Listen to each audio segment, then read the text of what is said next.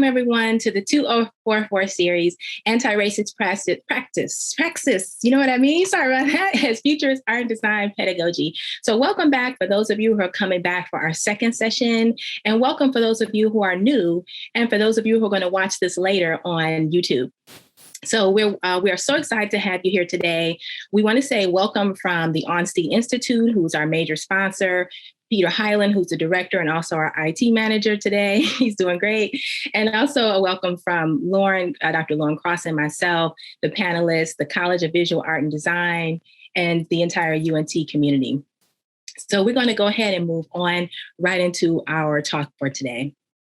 Okay, everyone. So just a little bit of housekeeping. So what we're going to do is we're going to for those of you who joined us last time, Dr. Haywood Rawlings, he gave us a little bit of a definition for Afrofuturism. So we're going to kind of build on that and talk a little bit about critical race theory, a little bit about anti-Blackness, just so you are provided a framework. So remember this series is based on an article by Bennett Caper. And in Bennett Caper's article, he talks about all three of these aspects. And for the audience, please post your questions in the Q&A feature only. If you can wait until the end of the talk, that would be great. If not, if you're just excited and want to ask questions, it's okay too, but we won't be able to get to them till the end, okay?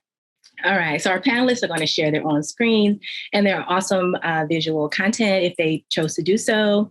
This webinar is going to actually be framed around 3 questions, which Dr. Cross is going to give us a little later. And a friendly reminder to come back. So this is an ongoing conversation. So our next talk is next month, and we're going to talk about anti-racist praxis in museum spaces. So to give a little framework on what Afrofuturism is, so each of the authors or our presenters today, they may have their own definitions or their own way of talking about it. We're just, again, giving a little framework from Bennett Caper's article.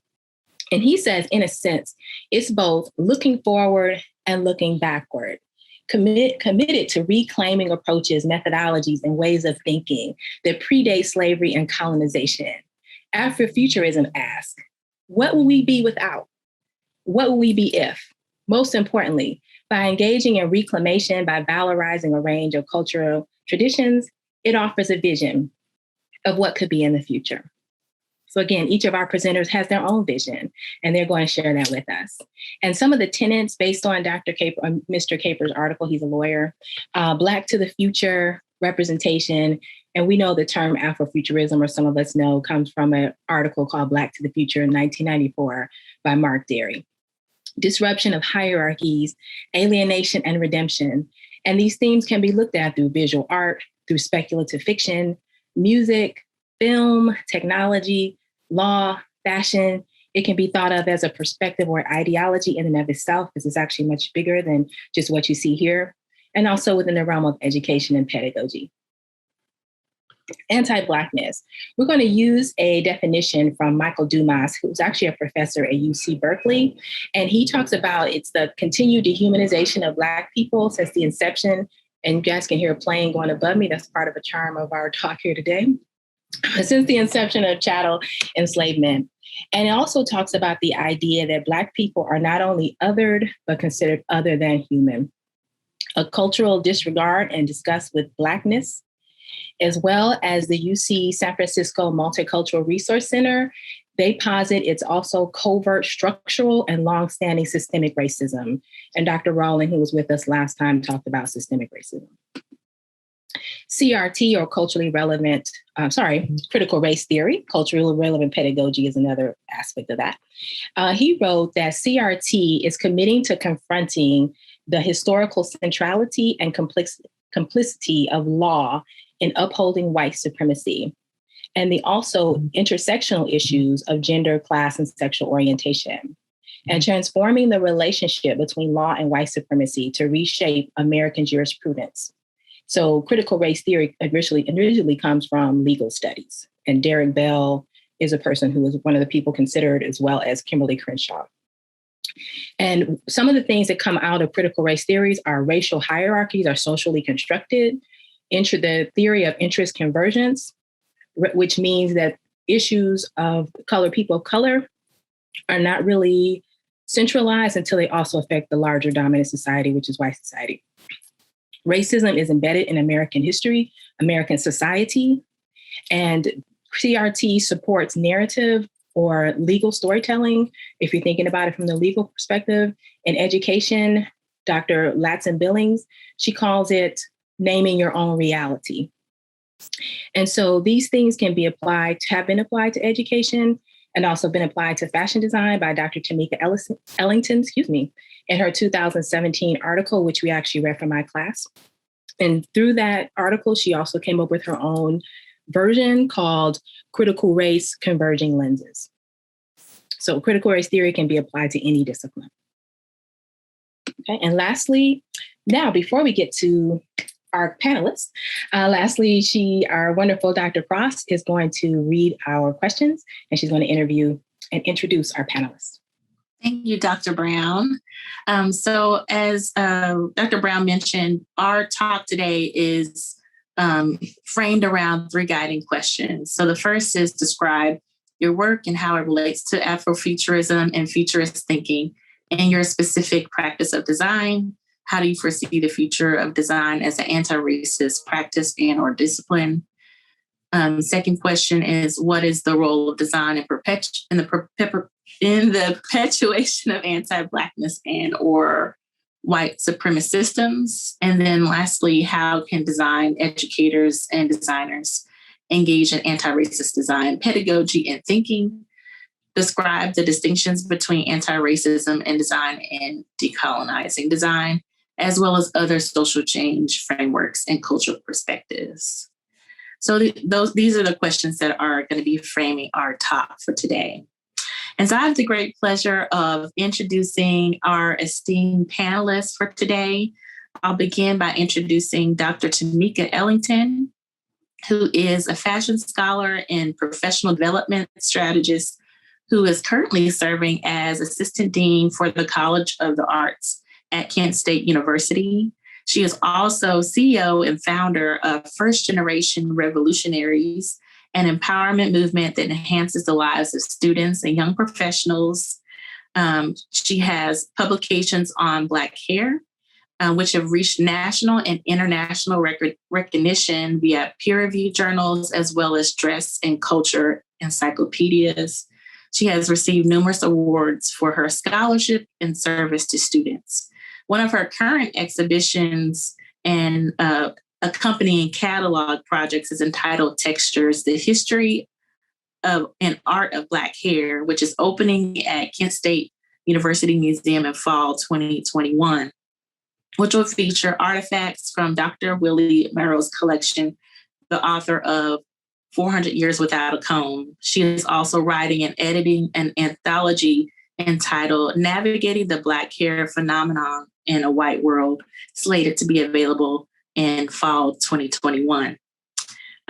Next, I will introduce Dr. Cheryl D. Miller, who is a designer, author, and theologian who is best known for her diversity, equity, and inclusion advocacy for Black graphic designers in the industry and marketplace. She holds a Master's of Science degree in Communications Design from Pratt Institute and received her BFA from the Maryland Institute College of Art with Foundation Studies completed at Rhode Island School of Design. She also holds a Master's of Divinity from the Union Theological Seminary in New York City. And she was recently awarded an honorary doctorate from Vermont College of Fine Arts for her tireless advocacy of Black designers. And she's a very highly in demand lecturer and presenter based on her research and advocacy. And she's currently serving as a distinguished senior lecturer in design at the University of Texas at Austin. So we're very pleased to have Dr. Miller with us as well. Next, we have Terresa Moses, I hope I said that right, is a proud Black queer woman dedicated to the liberation of Black and Brown people through art and design. She is the creative director at Blackbird Revolt and an assistant professor of graphic design and the director of design justice at the University of Minnesota. As a community engaged scholar, She created Project Natural and co-created Racism on Top, which, by the way, is a toolkit that helps educators and organizations to identify forms of racialized design that perpetuates racism. And I've had the great opportunity to use the Racism on Top toolkit with some of my students here at UNT. She is currently a Ph.D. candidate in social justice education at the University of Toronto, and she serves as a core team member of African American graphic designers and as a collaborator with the Black Liberation Lab. And so we're very pleased to have our wonderful esteemed panelists with us today, and we are so very excited to hear from them as it relates to our talk for today. And so now I'll pass it on to Dr. Brown to talk about our first question. Okay, you guys. So I'm going to ask the first question, and then our esteemed panelists, again, they can share their screen if they have visuals as well. All right. Describe your work and how it relates to Afrofuturism or futurist thinking in your specific practice of design. How do you foresee the future of design as an anti-racist practice and or discipline? Okay, so in the work that I do, a lot of it has to deal with the social psychological aspects of hair, particularly Black hair. And in the research that I've done, a lot of it has stemmed from the idea of Black people having to have a certain level of self-esteem in order to wear their hair in its natural state, because there is continued bias, there is continued degradation in regards to Black women in particular wanting to wear their hair. Studies that I've done will include things like children's books. Happy to Be Nappy is one of the books that I referenced and did some content analysis work with. And just the idea of what it takes to be someone who has natural hair and to be someone who is proud to have natural hair. And so when you think about Afrofuturism, a lot of times that goes hand in hand with self-acceptance, that goes hand in hand with also a high level of self-accusation, self-recognition, cultural recognition.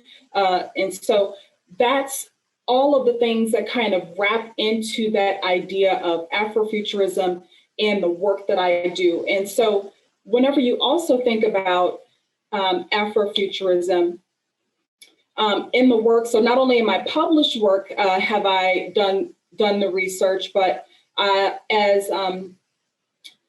Dr. Cross explained just a few minutes ago, I also have an exhibition and a book that is in partnership with that. And this particular exhibition is Textures, the History and Art of Black Hair. And in many of these pieces that we have borrowed to be in the show, the artists are very much so inspired by Afrofuturism. And so these are just a few of those artists that really use their work as a means of showing Black cultural consciousness, as a means of showing innovativeness, as also a means of showing futurism, because all of the hairstyles that you see within these artworks are very futuristic types of hairstyles. And like I said, this is just a small sampling, but Afrofuturism in regards to fashion, in regards to Black hair research, really spans a great spectrum. And I'm just blessed enough to be able to have just a small part of that I'm responsible for. So. Yeah, my son's coming through. Listen, it's good to be with everybody. And I'd like to just share 6 points of work that I'm on the other side of this history. I was a young woman when I started my advocacy, and I've been really blessed that I have a resounding voice in this hour. I keep telling everybody and sharing with everyone that 80 is the new retirement. And so we keep on going.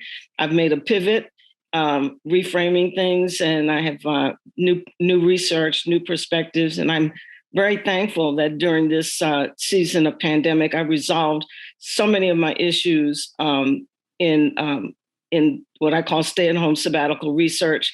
And I finished a major piece of my research in the publishing of yet another trade article with Print Magazine, October 2020, Black Designers Found in Action. And one of the points I'm going to make, what my work is from the concluding note of that advocacy and work that I've done as a younger woman. I've pivoted, turned the corner, and I'm on to some new dialogue, which I think is extremely important. The first thing that I'm doing now is I am an advocate for design diversity across education, academia, where we perform in industry.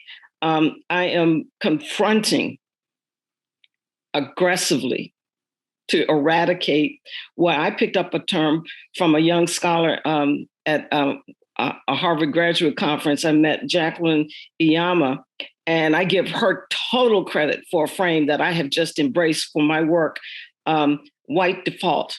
At every corner, I'm coming against and confronting and eradicating white defaults, okay? And so white default is just where nothing else is thought about, like a magnet, everything is done from one lens. And so I'm working with design bias, and everything that I do, everything that I teach, I am coming against white default.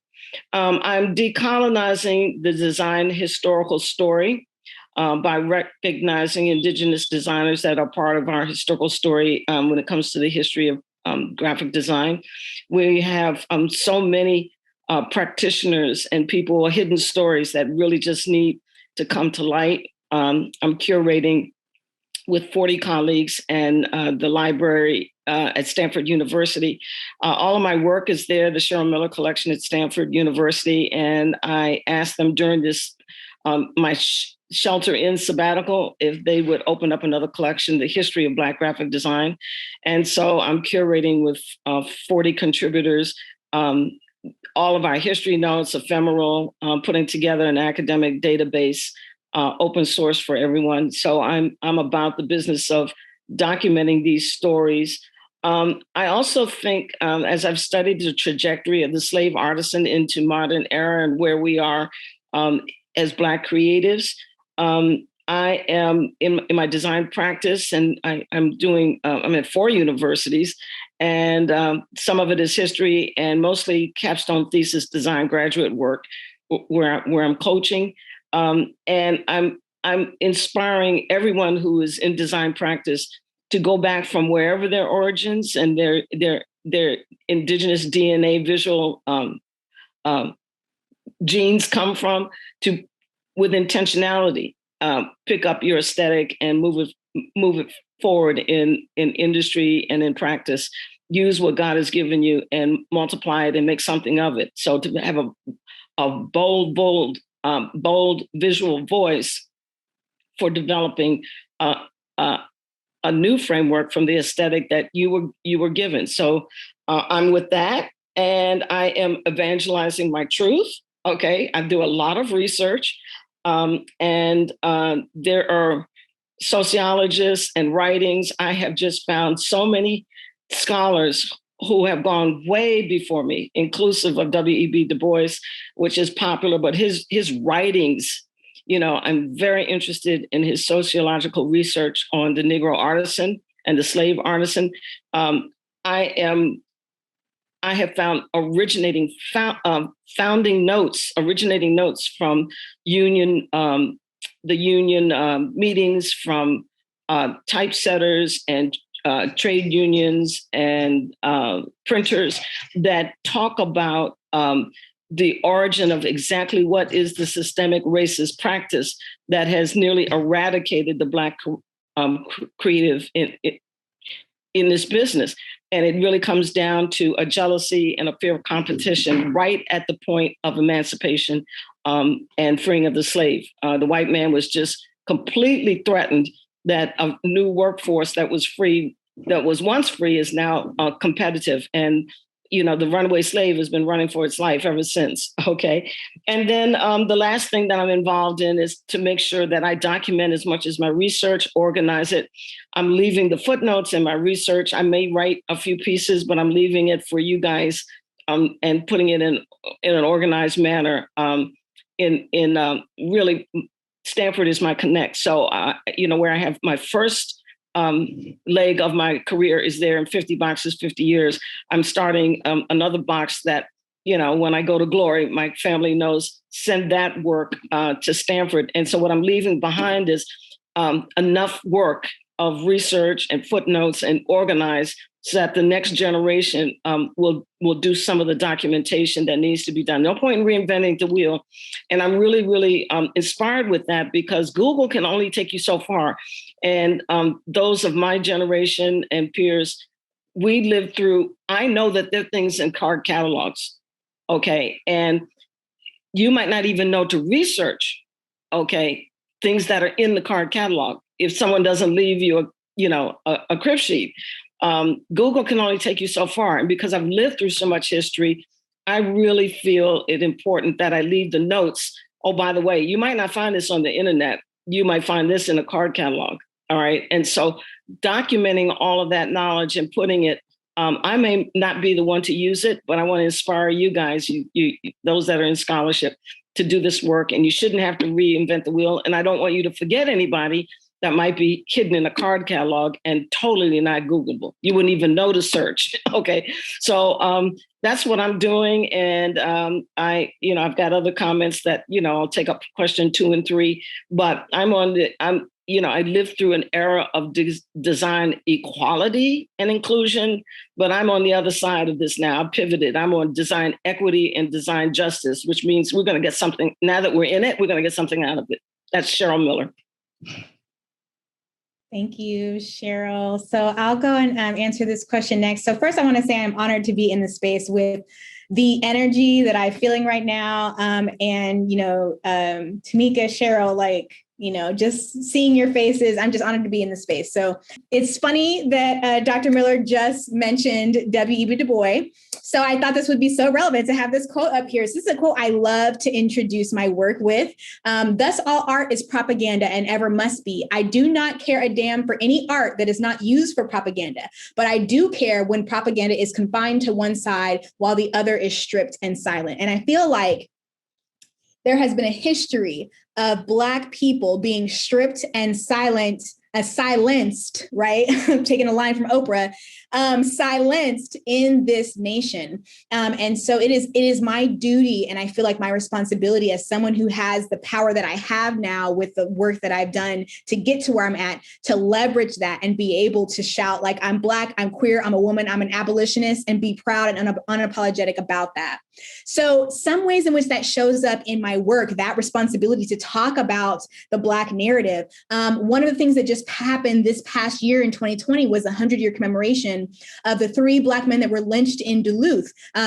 With the work that I do, I get called in with different organizations and initiatives who are specifically centering Blackness, specifically centering justice. And this is one of those times that I got to kind of throw my vision in there and really make something come to life. And so creating a campaign, creating a new brand, what does this look like? Being able to use design in that way is something that I find really refreshing, and being able to center Blackness. Again, being unapologetic about that. I attract certain clients. I attract certain people that want to work with me. And so it brings me joy to be able to show some of this work. So this was a brand that I worked on for Clayton Jackson McGee back last year and the year prior. And I have the link there if folks would like to go to blackbirdrevolt.com and see some of that work in our portfolio. Some other ways in which we center Blackness. This is we get called on a lot during MLK and Black History Month. And so these are a couple of campaigns that we have just finished. We worked with the Minnesota Historical Society to help them with their initiative, Black History, Black Voices, and be able to create these really beautiful custom illustrations that were kind of based on, again, if you're talking about Afrofuturism, looking back at history and also including current voices. So like not shown here, I do have you see James Baldwin and Angela Davis in the bottom iPad mock-up. But I do have images of Kamala Harris and, I think people who are current in the current narrative. And so being able to draw back on history while also, being able to talk about who is being centered right now as far as Blackness and Black empowerment and liberation, being able to talk about that really is exciting. Another thing that I'd like to address, I'd like to put this one in here because, the first two that I talked about, when we talk about Blackness, we always are going to talk about trauma, right? We're always going to talk about like the things that have happened to us, but it's very important to be able to talk about Blackness in a way that centers joy. And so this is one of the ways in which I do that. This is a arts festival that is happening this year. It's called Blackness Is, and people are able to kind of talk about what Blackness is to them. And so being able to focus on joy for a change, like even with the color scheme, like being able to think about those things is a way in which I have to bring Blackness into the conversation in a way that hasn't been talked about before. And so I love doing that in my illustration style and being able to like show all of the nuance in which we are as a community rather than just being like slavery and that's it, And so that's another way in which I bring some of these concepts into the future with me. Another way is centering Black women. That is something that I love to do. It's really part of like a self-discovery for me, but also just calling out the patriarchy, calling out white supremacy, and being able to use illustration as a way to like pop messages in your face. And so this image here on the left has won a couple of awards, but it's really talking about that relationship. And Tameka, I know you look over here smiling. Yes. Talking about natural hair, talking about what it means when somebody goes in with their curiosity, entitlement, and just touches your hair. Being able to address that in an illustration is a lot more impactful than me just like telling you off, but I could do that too, So lastly, the last exhibition I'd like to show for this segment is called Umbra. You can view this at umbraexhibit.com. This was an intersectional exhibition in which I was really honing down on what it means to be a Black woman, specifically in communities that are predominantly white.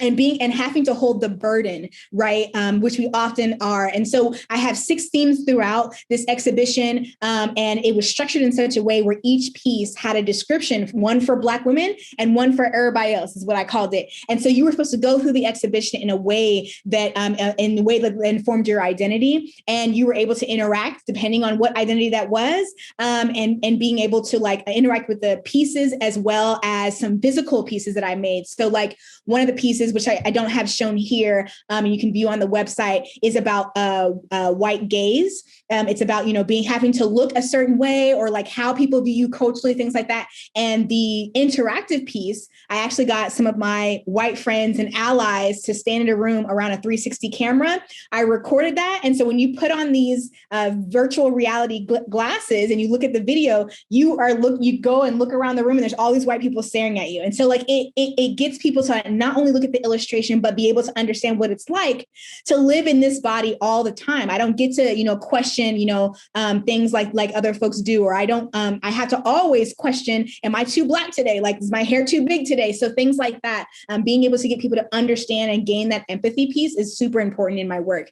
And so I just have a photo here of what the exhibition looked like. Remember, I was saying it had the 2 descriptions. So you kind of had that through every piece throughout the exhibition, and you can view more of that at umbraexhibit.com. Well, thank you all for sharing that. So my question is, what is the role of design, which I think is great based on what you just said. What is the role of design in the perpetuation of anti-Blackness or white supremacist systems? So speaking specifically to that question. And so in my perspective, because my background is in fashion, most of my idea of what perpetuation of white supremacist beauty design is going to be from the lens of fashion. And so I'm sure some of you have probably seen these images before. They are very famous images because they have been very controversial images. They've been in the news. They've been, all across the U.S., even in, external places, internationally, these images have shown up. But I'll just, start with appropriation of hairstyles. That is one of the key elements to recognizing that Black hairstyles, when they're put on a white body, they're looked at very differently than when they're put on a Black body. So for instance, Kim Kardashian wearing her hair in cornrows. Cornrows is a hairstyle that was started years and years ago in Africa. The name cornrows actually started when the Africans were brought over to the Americas as slaves. It's a term that is based off of the agricultural work that they were doing. And so they were planting rows of corn. That's how the name started. But if you go to the Caribbean, you'll see that they call this hairstyle cane rows, because they back then were planting rows of sugarcane. And so Kim Kardashian wearing this particular hairstyle, not knowing, that there's a deep-rooted history, a deep-rooted cultural significance surrounding the hairstyle. But for her, it's just something fun to wear. It's trendy when she wears it as a Black female, as a famous white female. She's looked at as trendy, as exotic. But when a Black female wears cornrows, they're seen as being inappropriate. No way, shape, or form could a Black woman, show up at work, especially in a corporate environment, wearing her hair in this way without someone having something to say about it. And that whole idea, I'm sure you see the image below, Kim Kardashian, Bo Derek. She kind of started off this trend of white women wearing their hair in cornrows from the movie 10 that she did. And there's been so much controversy around Bo Derek's, contribution and appropriation. Also, too, when you think about appropriating people's cultures, other cultures in the Black realm. So when you look at street fashion is something that is particularly related to Black ideology. It's something that when you think about hip hop culture, that's where you would see street fashion. That's where it came from. And you'll have designers such as Moschino and other designers that will knock off that streetwear vibe. But again, when someone like Moschino knocks it off, and compared to when we have our designers such as like Rocawear or Fubu or maybe who's another one? Ivy Park. When they create these streetwear types of styles, again, they're looked at as inappropriate, as gangster. They're looked at as, not professional. When Moschino does these, it's seen as trendy. It's seen as, something that is more favorable, just because now it's on, within this, the realm of being for white individuals. Madonna is someone who just was recently talked about in the news because of her outfit that she wore, which is a direct representation of the traditional costume or traditional dress that Northern Africans will wear. And so she just took the whole outfit and just put it on her white body as if it was something that was okay. And other things that have been in the news recently in regards to appropriation is looking at the work of Gucci, looking at the work of students from FIT. As you can see, both of these examples are very stereotypical, very racist types of imagery. And for someone who is in the design field and knowing that there's so many layers that goes on before garments or before ideas actually hit the runway. In my mind, it's like there's no way that this could have slipped by so many people and seemed as appropriate for them to actually be able to put it out there and to be, parading it around as if it were some new trend. And the same with FIT. Those students, they develop a fashion show every year, and they are having to be critiqued by people in the industry. They're critiqued by their professors.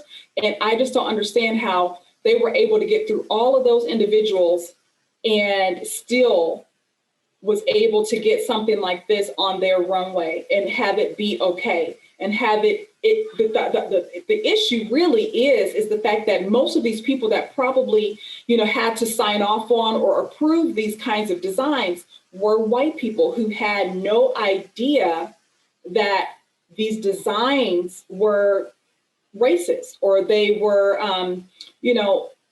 belittling to Black people. And so, that's my whole idea of how the design is continually perpetuated in white supremacists. Thank you, Dr. Ellington. Again, I'm really fascinated. I'm a researcher and I love footnotes. And if I don't have to reinvent the wheel, a lot of times I like to look to the origin. I like to take things all the way back because there's analysis and information, and I just don't have to reinvent if I can research and find out what peers and colleagues gone by, their discoveries. And one of the things that whether I like it or not, it's better. But what has been the umbrella or under the shadow, Black creatives in the design business, what's been hidden and it's just a cloud hanging is racial prejudice that has just prevailed through the associations, the industry, just at every corner. There are even young scholars that experience things that I did, coming up as a young design student. It still prevails. It's better, but to kind of know the adversary is key. And I do a lot of research to see if I can find, well, who else has confronted this issue? And is there an explanation? And when I can find the truth, I can work with it. And a lot of my conversation is, let me tell you what I found out. I found, and like they say in the Black church, if you will, govern yourself accordingly. And I discovered an essay, spring 1958. That's a long time ago, right? Back in my day. Okay, I was just running around then as a little kid. Spring 1958, the Pacific Sociological Review, Race Prejudice as a Sense of Group Position. And that's the issue with the graphic design industry. All of these organizations that have come up out of the mid-century era, all right, and before transition between the trades and academia. At one time, all of this was just a trade. There was no academic scholarship where you couldn't go to school. It was all apprentice and relationship. There's a history of design and practicing in North America, really up from slavery right on through the Renaissance into the modern era, mid-century. There's a history of performance, and there's been a history of racial prejudice.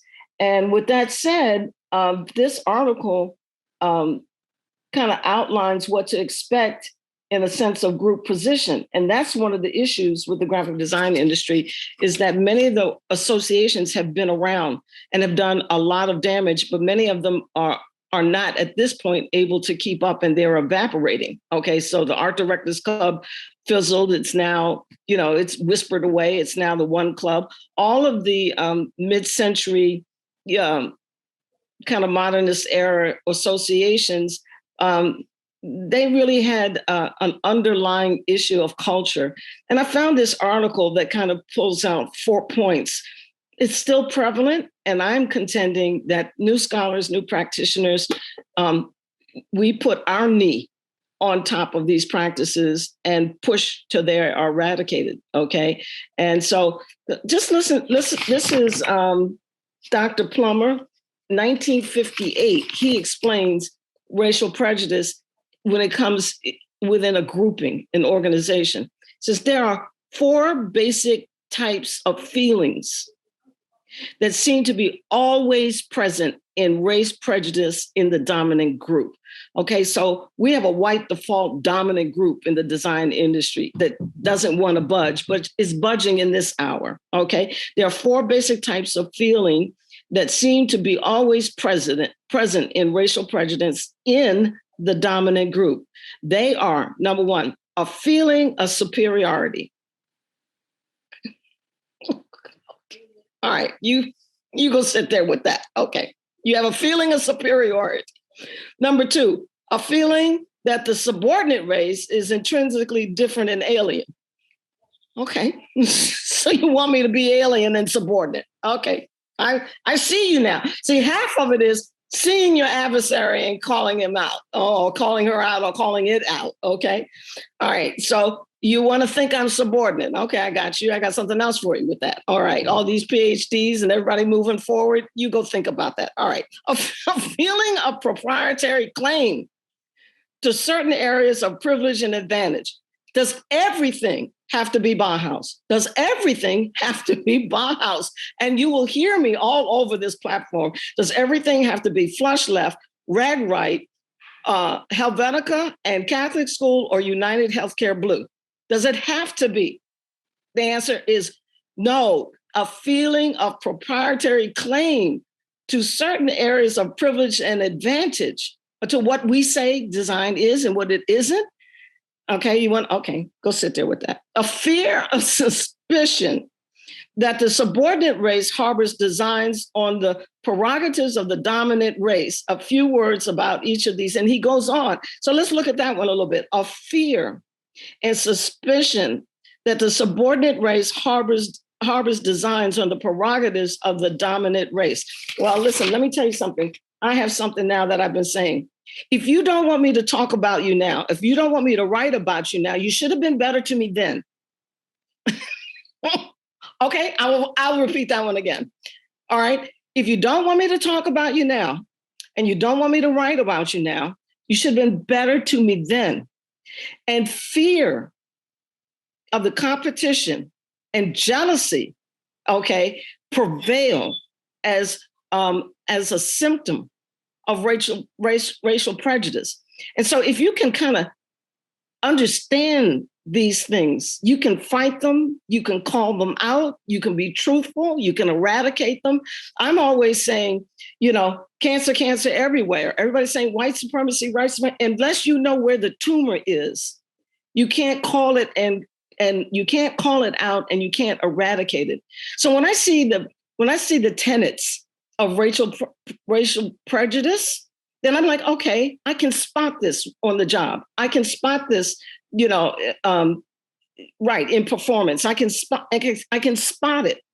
And I can have, when I know it's the truth, then I'm the doctor of my own situation. I'll call it out. I'll pull it out. And, you'll always hear me say, I push back. You don't have to be ugly with me. So I'm like, come on, ladies, come on, gents, come on, community. I've been doing this since I was a kid when it wasn't vogue. And we can continue. And so a lot of it is understanding the tumors of the scenario and not being afraid to roll up your sleeves and go in there and calling it what it is and pushing back on it and say, the 1619 project is over. And, I'll be the first one to tell you, I am the sister. We don't talk about I'm not the sister. I am the sister. And so is everyone under the sound of my voice. So I'm about empowerment. Like I said, Dr. Raja, she says, Ms. Miller, you're deputizing everybody. I'm like, yeah, I'm inspiring and empowering for everybody to get their facts. And here's the truth. I'm gonna leave you with this one. I have a good one. I love this one. Wait.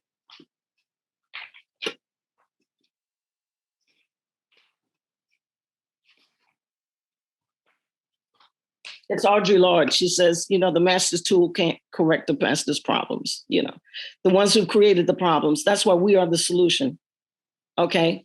Those who have corrected the problems don't have the solution to the problems. We are the future, and we do have the solutions, and we're being called to the table. So it's time for us to be all that we can be. A mind is a terrible thing to waste. Now I'm going to leave you there.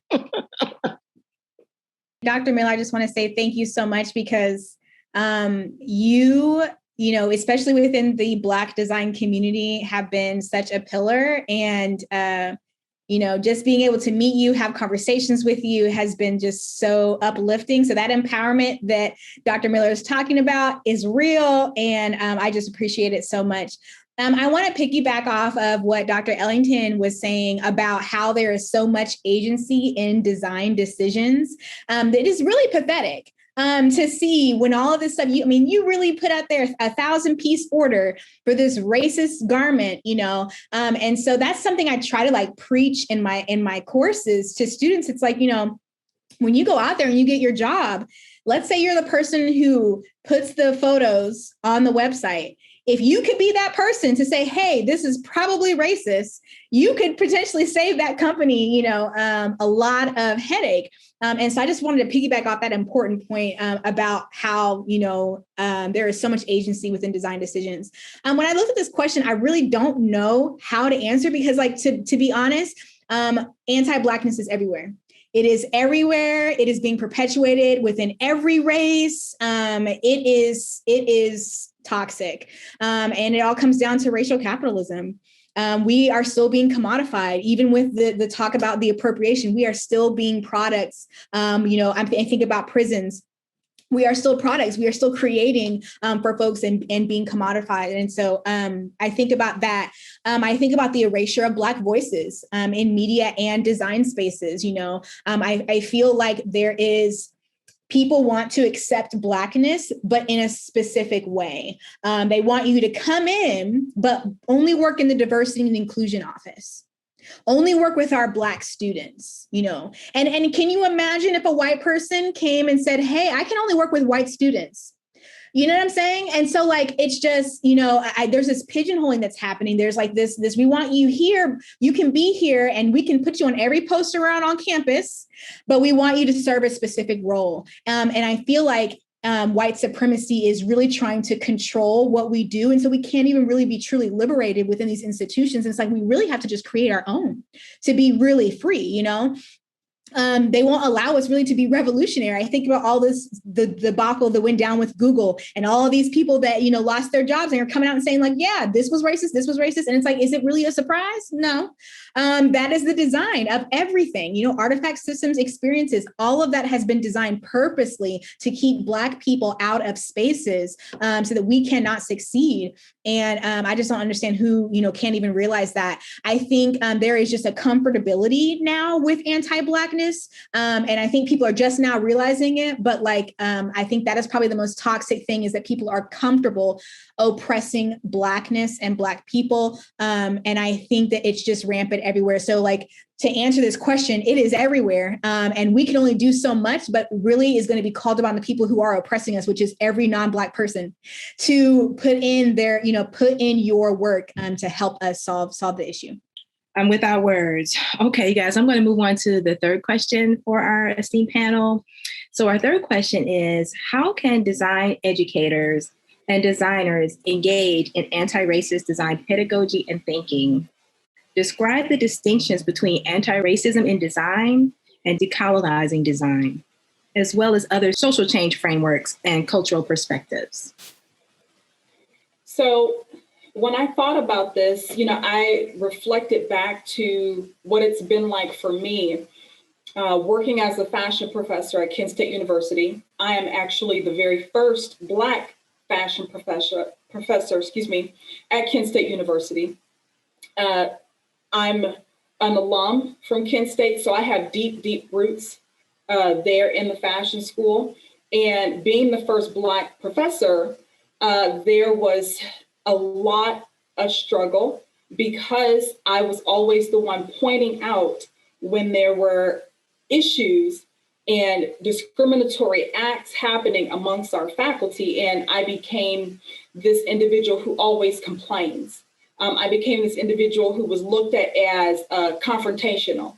But for my students, I will continue to fight and to empower them so that they know, what is not being taught, or this what they call hidden curriculum that's not taught. And so as a fashion designer, and having to teach fashion illustration to my students, these are just some of the examples of the books that are represented and that we use for our students. In these particular books, they're, for the most part, I would say 90% Eurocentric figures. When students learn how to draw fashion figures, they learn from a white perspective. I remember one of my students, a young man, came to me very, very upset. He had just got out of his drawing class, and he was a first-year student who had just started the intro to drawing class. And in that particular class, the students begin to learn how to use markers to render skin tones and that kind of thing. And so the teachers will usually give a list of supplies that the students will need to go out and get. Well, he came busting in my office, all upset, and was telling me that his teacher basically told him that he was going to have to take his dark skin color markers back to the store because they were not on the list, and that she was not going to be teaching them how to use those color skin tones. And so, of course, I brought that up to, our staff and our director. And again, it was brushed away as something that is, academic freedom. That's not academic freedom, that's racism, And so giving the students an opportunity to understand that fashion illustration is so much wider than that Eurocentric aesthetic. Also, too, when you look at fashion history is very, very Eurocentric. Our students hardly ever learn about other cultures. Maybe they may spend a little bit of time in the Chinese dynasty, or maybe looking at some Japanese costume or traditional dress. But in regards to other areas of the world, especially Africa, they never ever touch on historic dress for Africa. So the students are not only learning to draw from and create from a white perspective, but then they're also learning to be inspired by, through this white perspective. Our students learn about designers. They learn about designers, from back in the day. They learn about, current designers that are on, the market now doing great work. And a lot of times Black designers are left out of that. I just recently had an event with a student of mine. She's a master's student, and she wanted to host for Black History Month a movie called Versailles 73. Versailles 73 is a movie that was directed by a friend of mine, Deborah Riley Draper, who brought about and brought alive the story of how Black models really made their way into the fashion scene in the early 1970s. And this particular student, she was there with her friends. The students were there. We were watching the film. And there were also, too, some Black designers that were coming up. The students, I asked them, I'm like, oh, do you guys know who this is? Or do you know who this is? And they were all telling me no. And I'm like, so you don't know who any of these Black designers are? These are famous Black designers and you guys don't know. And they're like, well, no, we're not taught that in class. And so the students are learning about Yves Saint Laurent. They're learning about Oscar de la Renta. They're learning about Christian Dior. They're learning about all of these other people. But when it comes to the significant roles such as Anne Lowe, when it comes to people such as Byron Lars or Patrick Kelly or this new designer Cushnie, Carly Cushnie, they don't learn about those designers because they're not relevant.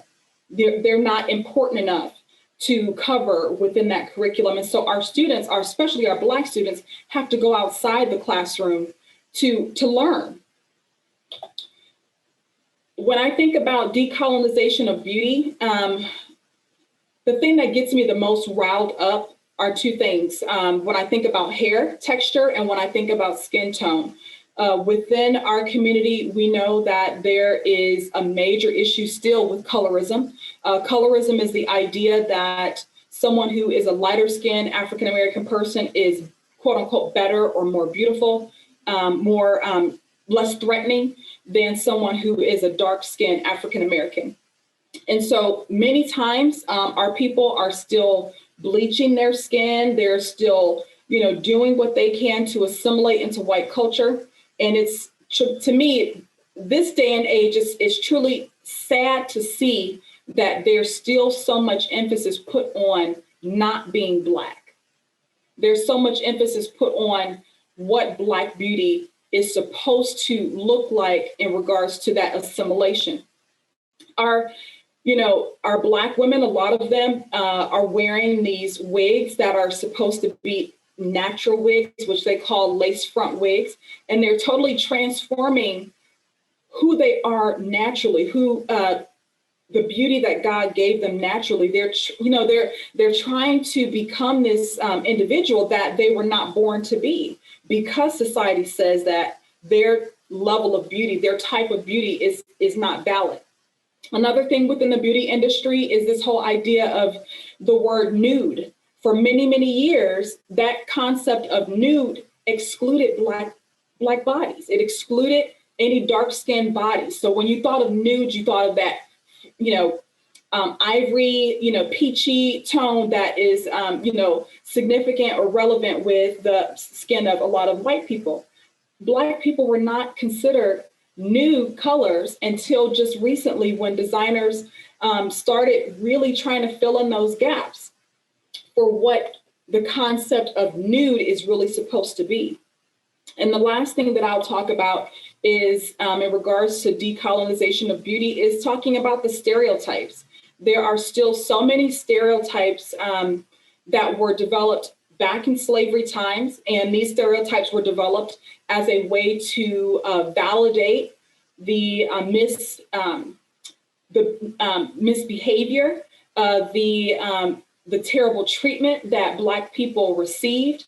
And so they created these stereotypes to make these people, to dehumanize Black people, so that they can say, okay, it's okay for us to treat them this way. And so if you guys haven't seen these images before, the one, I'm not sure if you can see my cursor, but the one here in the yellow background, this picture, as well as this picture below, are two images that represent the Jezebel stereotype. Jezebel is a supposedly overly sexualized Black woman. And this particular person, the caricature of Jezebel was created to justify why it was okay for white slave masters to be able to rape their Black slave women, because they were asking for it, because they were waiting for it. This particular image here, this is Jim Crow. Jim Crow was a character that was developed during the time when the minstrel shows and the blackface shows, when white people were dressing in blackface. This particular character was developed around in that time frame. And you can see this illustration here is from Disney. Many areas of our culture have used these stereotypes to define what Black people are. That Jim Crow character or coon character is supposed to be a Black man who is a complete buffoon, an idiot, somebody who's not able to financially be sustainable, not able to take care of their family because they don't have the intelligence to be able to do so. Another stereotype that is still being perpetuated, and this is even within our food industry, these kinds of stereotypes are being perpetuated. And this particular one is the mammy character, or the humble servant character, a servant that was happy, to be a slave and happy to serve their white masters. This stereotype was developed in order to also justify that slaves were happy to be in the position that they were. They were happy to serve their white masters, which of course we all know that that's not the truth, but they made these stereotypes in order to flip the idea, in order to make themselves not look as dangerous as they were. This last stereotype that I'm going to talk about that is still being perpetuated is this whole idea of Black people being the aggressor. The female character is called Sapphire. Sapphire is a character that is what we consider the angry Black woman. That whole idea of the angry Black woman has not only crept within the white supremacist focus, but it's also then been, our Black men a lot of times have been brainwashed to believe that Black women are aggressive, that Black women are hard to get along with. And that has done a lot of damage to the Black family. And so seeing people of color, seeing Black people in particular, as people who are aggressive, it really skews the way society sees us. It skews how we can get along in this society, because we're seen as someone who's always looking for a fight. We fight not because we want to fight, but because we have to fight in order to, break down some of these beauty standards that we unfortunately still have to live through. Dr. Ellington, before I'm going to screen share, next time you're called or you want to have a conference on colorism, call me, because I'll be the first one to tell you I have Ghanaian DNA. And being fair as a Black woman, there's a story of my great-grandmother's I have colonizer's blood. And so before we talk about the shades and colors of Blackness and women, I want to share, I have an Indian great-grandmother who was disenfranchised by a colonizer. I have an African Ghanaian great-grandmother who was disenfranchised by the Danish. And I have a grandmother who was disenfranchised by a Filipino who was sent to serve because the coloreds were taken out of the armed services with Woodrow Wilson. There's a price to pay when you see a fair-skinned Black woman. And the key to that is knowing the mother who was disenfranchised with colonizer's blood. With that said, I want to give you an example of how I'm decolonizing the graphic design canon. I want to celebrate the University of Texas and Roger Williams University that has given me a wide platform to do my research and to teach it before it's even approved, if you will. I've been given a platform. I want to give you a sampling of how I am decolonizing the history of Black graphic design. It's called The History of Communications Design Decolonized at Roger Williams University. And at University of Texas, Austin Design, it's the history of Black and Indigenous design. I thought the best thing to do is to show you how I'm doing it. I'm going to give you a couple slides, give you a taste of it. I have 7 boutique lectures and 15 lectures that go across the entire 15-week canon. And let me just show you how I'm decolonizing the history of graphic design. Everything that I'm using is fair usage. If you've seen anything online, Instagram, fair usage for academic purposes. And I'm going to just show you a sampling of how I'm telling this story. We've seen this graphic around Instagram in a few places, decentralizing whiteness, decolonizing the history of graphic design. And this is how I'm tackling it. First off, this is the problem.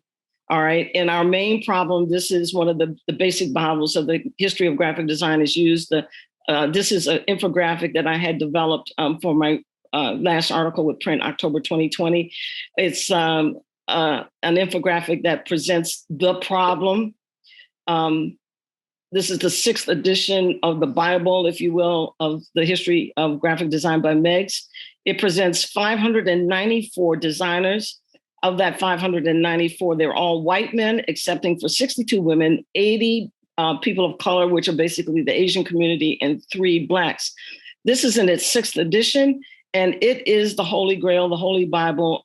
There are other documents, but this is the foundational piece where the canon of graphic design is taught over and over again, beginning at the sophomore year. I am about eradicating the sophomore professor and this course beginning sophomore year, because this is the place where it recycles itself over and over and over again. So I'm about, can we do something new with a new sophomore professor and a new textbook, if you will. Here's the issue: 594 white men minus the 62 women, 80 Asian, and 3 Blacks that make up the history of graphic design. Here's one of my first lectures where I talk about just going over my vacation pictures. Okay. And I have been to the Mediterranean on several occasions. And if you've been and if you've traveled, it goes like this. cafe, gelate, Gucci shop, chapel. Repeat. Cafe, gelato shop, Gucci department store, chapel. Repeat. These are the alleyways through Greece, Croatia, Italy, and you will see Black Jesus. Is European art the only art? No, demand Black art. The truth of the matter is that Jesus becomes white. Jesus becomes white in 1453-ish at the turn of the Renaissance. Our main documents, Bibles, the Meggs and Jansen History of Art, they don't want to point to the fact that even in the Russian Orthodox Church, the Byzantines taught the Russians how to paint Jesus in their chapels. And if you travel and if you've gone through the lower portions of Italy, Greece, Croatia, from Vienna down to Montenegro, you're going to see, don't challenge me with my vacation pictures. I have seen Black Jesus. And this begins the issue, okay? I teach this, and let's see. So my next,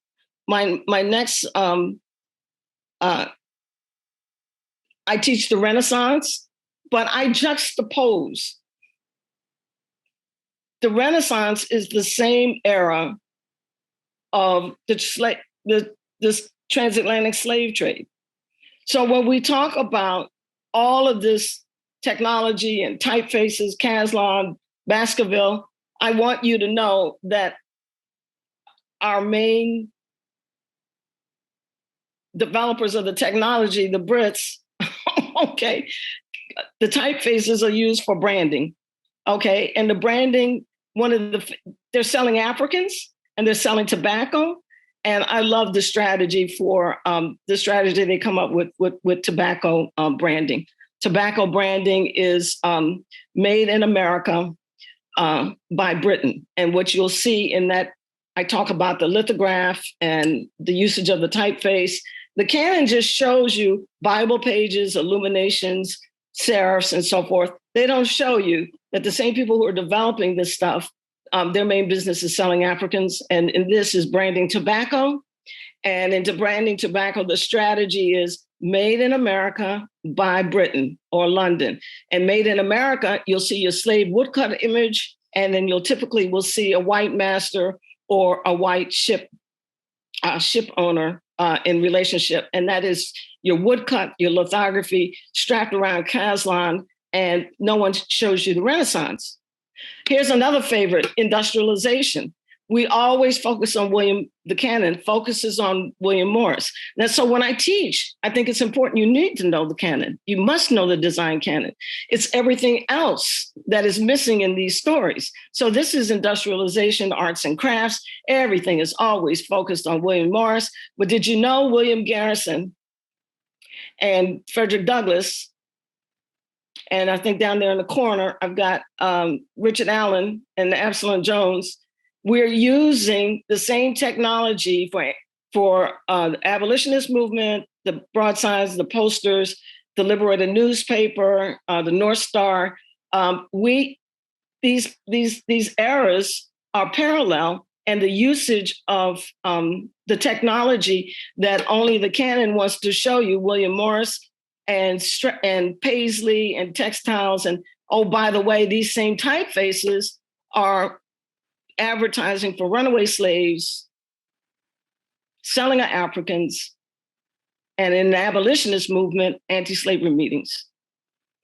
This one is my favorite I just gave today, the Victorian era. With this one said, we always focus on, if you look onto the left, you can see the other slides for this series. We always focus on chromolithography, which is the era of the Victorian technology where we're adding color, and they always want to lift up the advertisements and the circus ads and so forth and so on.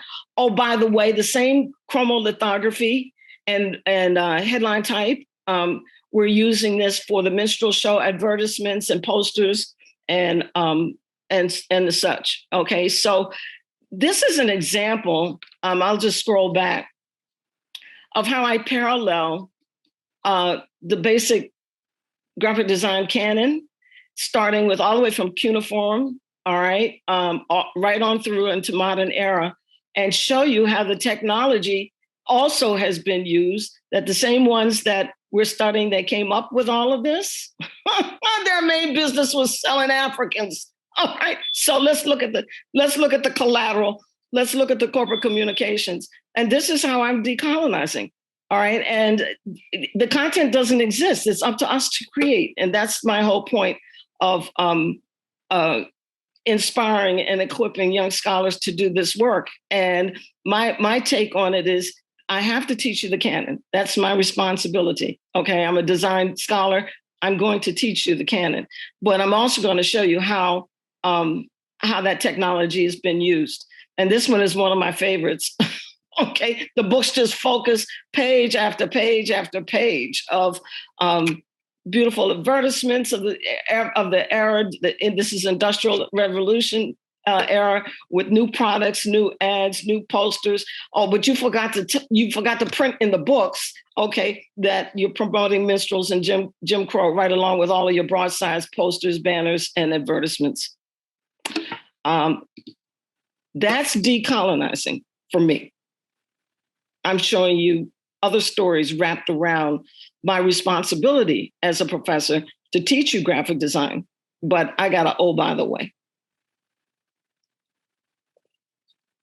Thank you, Cheryl. So yes, I think that difference between decolonization, Cheryl, you summed it up really well, the decolonization. And I'm going to talk a little bit about anti-racism in the work that I'm doing. So okay. And so one of the projects, it was like in my bio that I work on with a colleague of mine, Lisa Mercer at the University of Illinois, Urbana-Champaign, is called Racism Untaught. We created this toolkit because we kept getting questions about how we're getting away with talking about racism and social identity and social innovation in our courses. And to me, it seems like something that's like, whatever project you do, just make it about something that's going to make the world a better place. And to me, I just don't understand how the disconnect, why traditional graphic design can't also cover issues of cultural relevance. It just doesn't make sense to me. And I feel like if you're in an institution of higher learning, you should be learning higher. As a faculty person, you should be constantly trying to educate yourself, constantly trying to reach, a higher level of learning so that you can disseminate that to students. And so it just baffles me. But we created this toolkit so that folks would be able to transform any course. And this has morphed into not just a design course. Folks have used it in a plethora of different courses to be able to analyze racialized design and be able to create anti-racist design approaches. So what you see there on the left-hand side is our workboard. If we were in person, it'd be 6 foot long, 3 feet high. And it is a huge board in which folks are able to use these cards that we've created. You kind of see the photo there at the bottom, right-hand side, to be able to analyze racialized design. So what we're calling racialized design is any artifact, system, or experience that's racialized. If you can name anything that has racism in it at all, and we can find a category for it in those 3 categories. And what we're saying with this toolkit is that we can reimagine, we can recreate, redesign what that system is and be able to create something that's anti-racist moving forward. And so what you see here is that it is also the design research process in which I and Lisa have gone through and revised 2 of the words. The first one being usually it's empathy. We've called it now context. What we're trying to get folks to understand there is what are the elements of racism and how do those perpetuate not only in like a personal action, someone uses a racial slur, but how is the institution supporting that? How is the culture supporting that? So they really dive into what that specific act of racism is. The second step, they go into the define step. So they go into thinking about methods and theories and ways in which they can gather data, understand through a different lens what this issue incurs, and then they create a thesis question. The third question is called ideate. They begin to look at how many artifacts, how many systems, how many experiences can we redesign or even combine together to begin to reimagine and recreate something brand new that will answer that question that they created in step 2. And then they plot it on a quadrant map. They ask those questions. How far is it moving from oppressive thought to anti-oppressive action? How far is it moving from just good intent to positive impact? So they are constantly asking the question to make this an iterative process in which they're like, we're not going to settle for less. We're going to continue reimagining and recreating. Then they move into prototyping. And the last step, which is usually called test, we've called impact because it just felt weird to like test something on people, but to be able to measure the impact of something that's anti-racist felt better to us. And so that's what that last step is about. And so they use these cards as a group to be able to recreate and reimagine any sort of prompt that we'll either give them or they find themselves. I mean, and sadly to say, it is not very hard to find a piece of racialized design to be able to use within the process. So this is before COVID, this is the students working on the prompt for Aunt Jemima. This is before Aunt Jemima decided that, because this Black man was murdered by police, we're now going to finally listen to Black people and take the Aunt Jemima caricature off of the packaging. And so we did this back in 2019. I assigned the packaging to the students. The students were like, how is this still available? Yes, there's still a ton of things that are available that's racist out there. And so what they ended up doing was creating 2 different types of packaging. The first one was going to be a transition package. And what you see now is a lot of performative allyship. We see a lot of people coming in and saying, we're going to put a Black square up on Instagram, or we're going to put in the Black Lives Matter hashtag on our website. And they think that that's good to go. And so what the students here were trying to do is say, no, we want it to be very purposeful. We want people to understand that it's a serious thing to us. So we're going to spend money on making a transition packaging that calls out the racism, that talks about how we've been perpetuating racism for the last 100 years, and really use this as a time to educate community. And then the final packaging ended up being called Yours Truly, because it's no longer a Black woman cooking for you in the kitchen. It is yours truly. And one thing that I am realizing too about Aunt Jemima is like it's slang for ain't your mama. And so, really to emphasize that point that Tameka, Dr. Ellington was talking about just now about how that mammy archetype, we were happy cooking in the kitchen for the white family, and that's just not true. And so I really loved what the students ended up creating here. And you can see more case studies on our website. And also we provide packages to a whole bunch of different institutions. And at this point, we have now transitioned into working with corporate entities. So working with folks like Target and Spotify and PayPal to be able to take the framework and begin to reimagine what their design processes is within their institutions. We also have an exhibition up right now on our campus. And again, if you would like to see images of that, you can go to racismuntaught.com.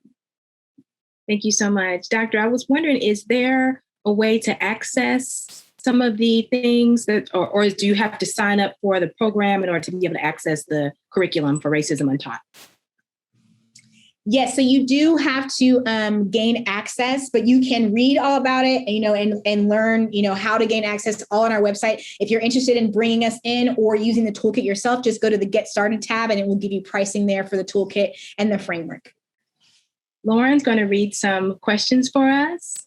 And we know Dr. Ellington has to leave right on time. If Dr. Cheryl or soon to be Dr. Terry, if they want to stay a little after, that's fine. Otherwise, we'll close you guys right out on time.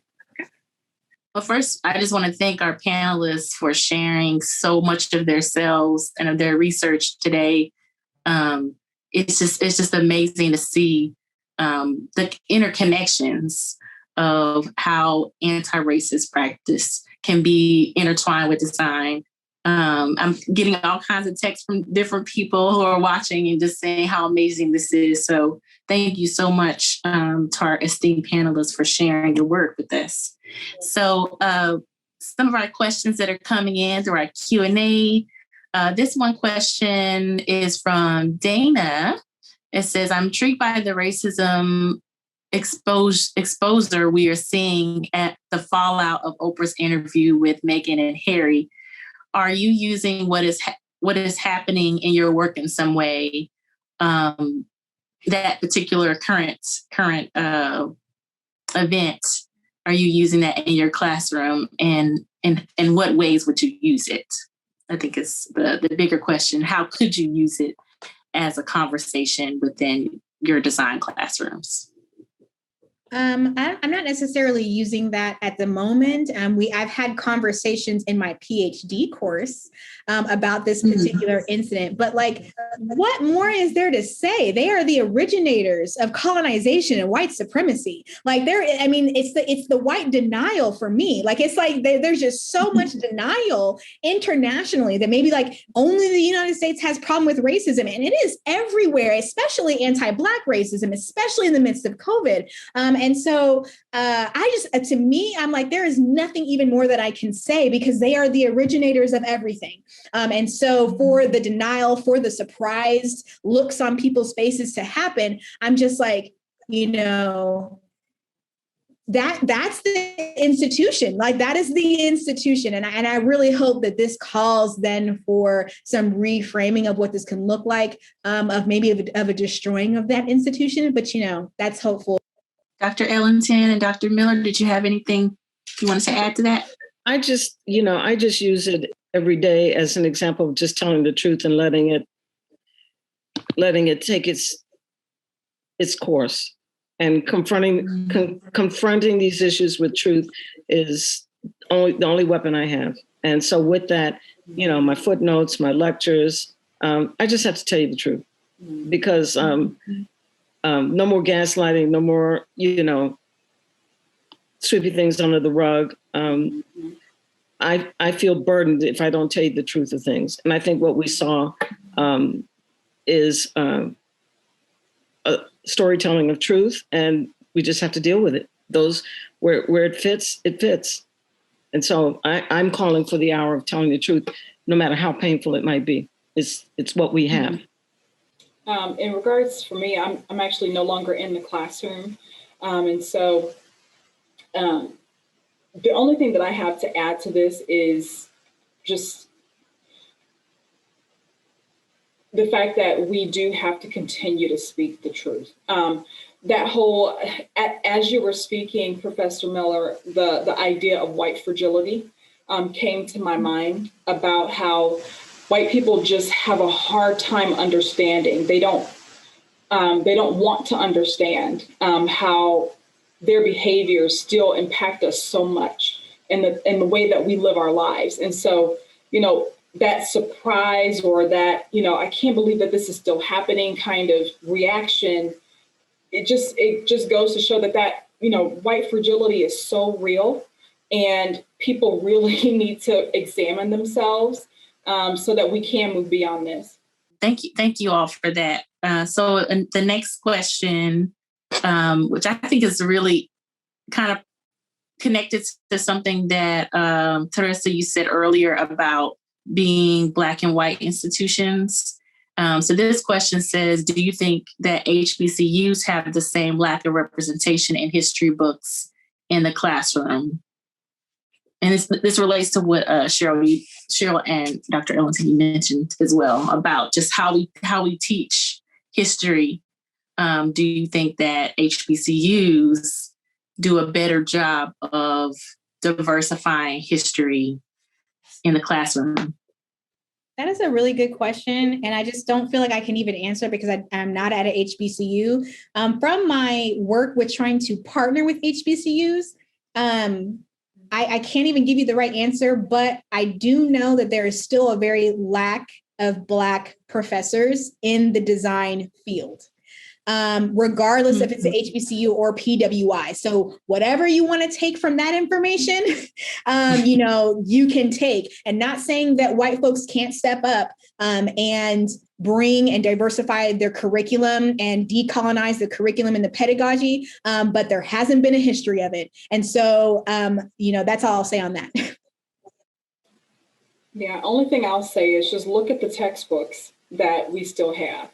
No matter what university you're at, if the main textbook is, this particular one, like for me, Nine Heads is one of the top fashion illustration books. And if you want to be able to compete with other top fashion programs, your students are going to need to learn through 9 heads. And so, you know, the textbooks, they go everywhere. It's everywhere. I don't know the answer to that question at all. That takes a lot of research and data, but I think it's up to each professor and their awareness and what they can bring to the table of history and news story.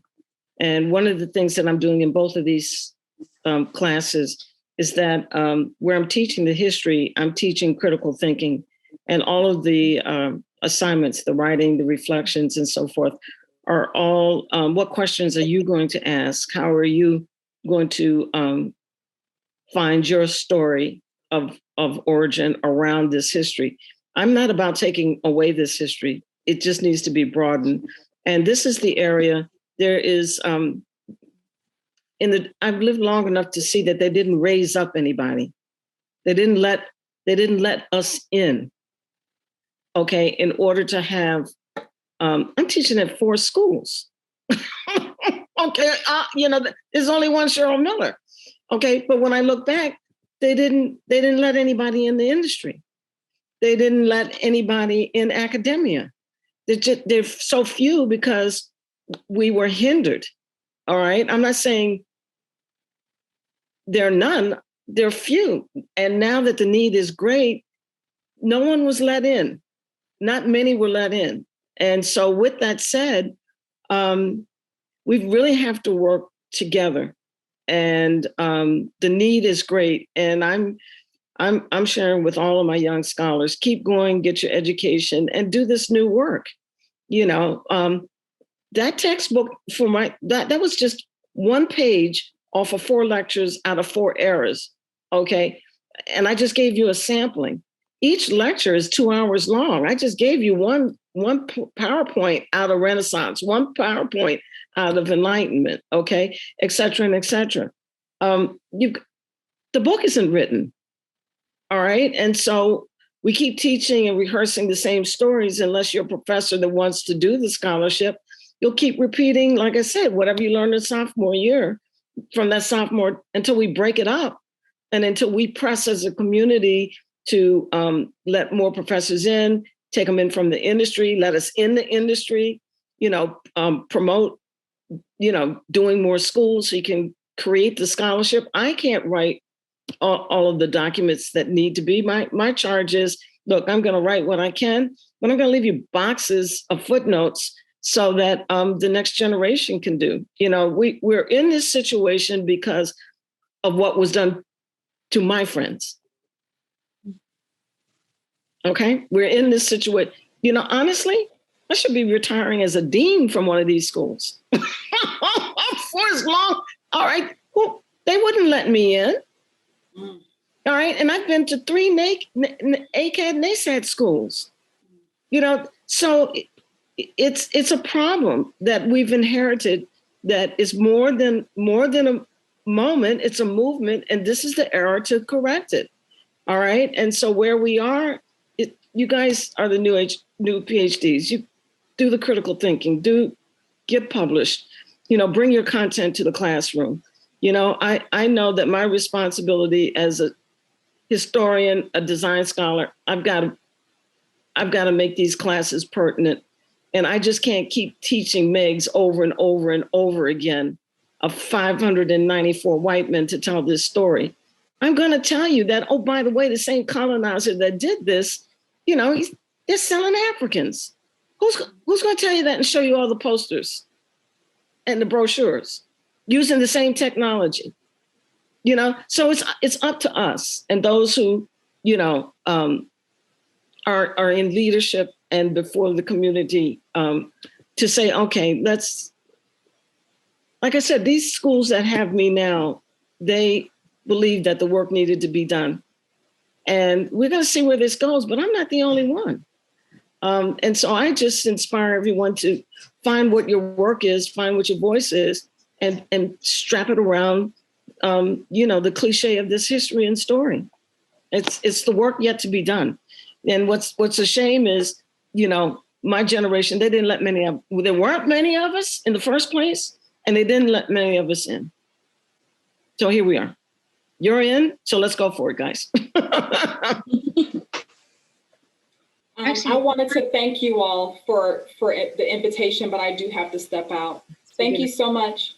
Bye. Thank you, Dr. Ellington. Bye, Dr. Ellington. I'll see you out here again. Yes, bye-bye. Have a good day, everybody. Thank you. I was getting ready to ask Lauren if it's okay if we announce that, because we're about 7 minutes over. So anybody who can't stay can go ahead and click off. Thank you for coming. Please come back in April for our talk about museums and anti-racist pedagogy, April the 9th, I want to say. It's a Friday. So please come back. We'll stay another 10 minutes for if either of our panelists can stay and answer more questions. So anybody who wants to stay with us. Otherwise, we'll see you guys next time. Thank you. I also wanted to put a plug in for Dr. Miller. She's going to be sharing her own individual lecture with us next week on Friday, March the 19th, about her legacy collection at Stamford. So please come back next week and join us as she shares about that work and her corporate legacy. Yeah, we're going to be, I encourage you to, if you want to stop through again, I always try to leave a how-to. I'm going to talk about how in the world did I come up? How did I build a firm in New York City? Okay. And so I'm going to show you the work, but more importantly, I'm going to show you my business template that I think still works, today. And so it's going to lean toward my design practice and my business how-to. I'm going to talk about, the bylaws and the corporation, the mission, my business model. And so we're going to talk about business of design. So I invite you to visit with us again. Thank you. Did you want to ask any more questions, Lauren, before those two ladies? So there was a good question by Miriam Marshall. What do you think about the idea of white people being charged with the jobs of diversity, inclusion, and equity? And I think an extension of that would be to our conversation, about the work in which Cheryl that you talked about and what you talked about, Terresa, about teaching this anti-racist decolonizing, so what does it mean to now challenge our colleagues to also to feel the burden to also teach this, and what are some of the challenges and opportunities there? I think the greatest challenge is authenticity. Authenticity. If you know your scholarship and you know how to do it, then let's share it. I have a problem, and out here in cyberspace academia, they have a problem with authenticity. Okay, kind of like stay in your lane, boo. But if you have the scholarship and you've done your research, you've done your work, and you can do it, then all hands on deck is a big job that needs to be done. But don't go out there by yourself. I'm learning collaborative partnership is working. I've got allies that I work with, and we're doing it together. And I think that teaming up with an authentic voice helps substantiate moving forward if there's something that you want to do. I would say, if you know your scholarship, you've done your research, then all hands on deck, and just be authentic. And when you need support, find an ally that you can collaborate with. I don't know it all. So I have design historians. I know the piece that I know. And so when I come together with others, then I'm able to pull together a full picture. And I think doing it in reverse, if you know designers of color that are historians, getting your research together, you getting coached first, and being true and genuine to your scholarship, that's going to prevail. Or Twitter will take you down. They will take you down as performative and go back, go sit down. Okay, stay in your lane. You don't want to get charged like that. So again, do the scholarship, do the work, and find some voices that can help you do that, and then retool yourself. Retool. And so there you go. Everybody needs to help. I'd echo that same sentiment. Maybe specifically what you were asking was like the job itself. Like if I was a director of diversity and inclusion, can that be someone who is white? For me, I feel like that's maybe not the question we should be asking. The question I feel like we should be asking is that role even effective? Is having diversity, inclusion, and equity work housed in a little department over here in the Multicultural Center effective for really integrating those concepts within every element and culture of the institution? No, it is not. And so, yes, I echo the sentiment that it is everybody's work, and it should not always fall on someone who is the director of whatever. So even me as the director of design justice, I have a design justice collective. We share work collectively. They bring to the table things that folks are already working on, and we find ways to support each other. And so I think there needs to be a different model because we are trying to solve an issue of racism with the same tools, right, Dr. Miller? The same tools as the oppressor, by having this hierarchy system, by having the all-knowing Black woman who knows everything about race. No, just like Dr. Miller said, I don't. I still need to rely on other people. I still need to rely on a circle of people and a collective of people to come together to help us grow in our learning. Yes, I have a head start when it comes to racism because I am Black and had to deal with this firsthand, but that shouldn't stop you. And the pain that you will feel as a white person coming into these spaces and being corrected is no comparison to the pain I go through as a Black woman. So just remember that as folks are coming in here, I feel like they oftentimes are asking for permission, like, can I do this work? And it's like, if you don't do it, it's only me. And then you're giving me all of the cultural taxation. So I would say, let this call, if you are hearing my voice, be a call to you to step up and do the work, because it is all our responsibility and is not just supposed to be the people who are people of color. So I would encourage folks that it is everybody's work, and just question the whole role of just one person doing it all together with that question. Thank you. I think, Dr. Brown, do you have any other questions that you want to ask? I'm seeing a lot of good reflections from our audience, just in appreciation for, as we've said, the authenticity, your just the truths in which you're speaking. So I'm not seeing a whole lot of additional questions, but just only positive thank yous. Thank you for your honesty. Thank you for your truths. Dr. Brown, did you have any questions that have kind of surfaced up for you? I did not. I've taken so many notes. Okay. Yes. So I'm a forever student. So I'm learning from these ladies and just so appreciative of their time and what they're giving to the audience that came as well. So I'm soaking it in. What I would say, I'm really appreciative to both of you for the ways in which you model what you're saying, that you're both people that not only talk the talk, but walk the walk. So as you're saying, like collaboration, with allyship, you both have done that. And so, I just want to give you both your kudos and your praises for doing, not just talking it, but doing it and being an example for others to follow, and being a model that others can follow. So thank you both so much for sharing your truths, your pain. And I think that Dr. Brown and I we both share in a lot of these things that you're talking about. We appreciate you sharing your honesty with us today. Yes, thank you for amplifying your unapologetic voices. Yes, thanks for having us. Thanks for having us. Thank you. And so with that, I'm gonna, Dr. Brown, I'm gonna kick it off to you. Okay, we'll go ahead and close out. Thank you again to Dr. Ellington, who was with us earlier. She had to go catch a flight. Soon to be Dr. Moses and a newly minted Dr. Holmes Miller.